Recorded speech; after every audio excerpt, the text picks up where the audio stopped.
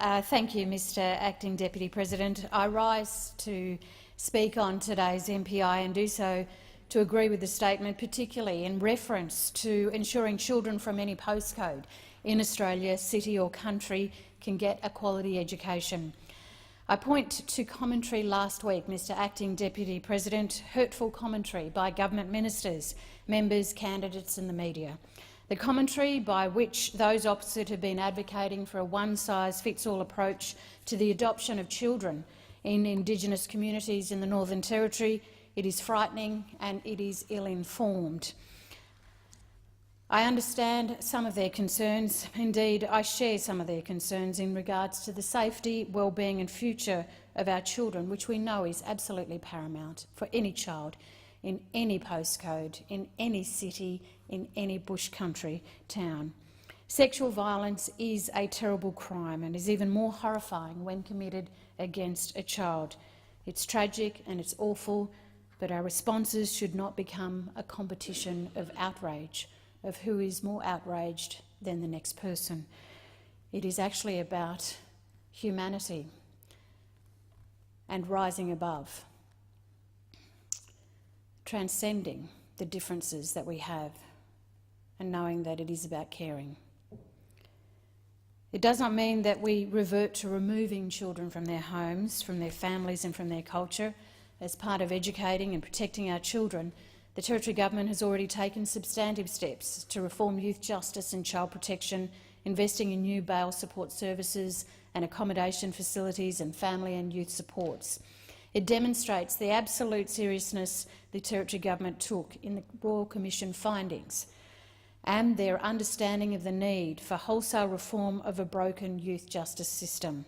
I urge the Turnbull Government to take responsibility and negotiate in good faith with Chief Minister Michael Gunner and the Northern Territory Government and work collaboratively so that the Royal Commission's findings can be implemented so that every child everywhere has a solid future. First Nations people and organisations must be front and centre in developing solutions.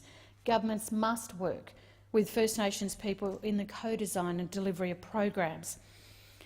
It's absolutely unhelpful, Mr Acting Deputy President, to take the advice of ill-informed commentators, for example, like the commentators on the Sunrise Channel 7 program, who still have yet to include First Nations people in their conversations. Safe, secure housing has to feature in keeping children safe.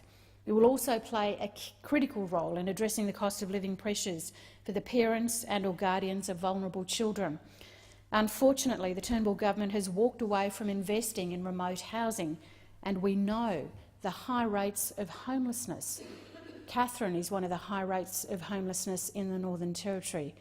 We have families who are living with 15 people in their homes because these houses cannot be built. There are no commitments to SA, WA and Queensland.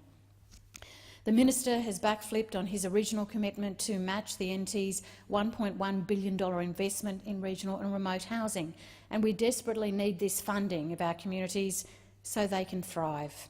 Closing remote communities, calling for another NT intervention and calling for the removal of more Indigenous children from their families is a knee-jerk response to complex, deeply rooted issues.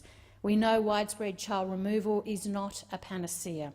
We know culture and child safety are not mutually exclusive. The safety of the child is always paramount. Unlike those opposite, Labor will do something positive to ensure our children have the best chance in life. In office, Labor will convene a national summit on First Nations children in our first 100 days in office, and the summit will bring governments and experts together to help find solutions to this crisis, working with First Nations people. Every child, Mr Acting Deputy President, has a right to grow up healthy, happy and safe. Every child has a right to a roof over their head. Every child has a right to world-class education no matter where they live.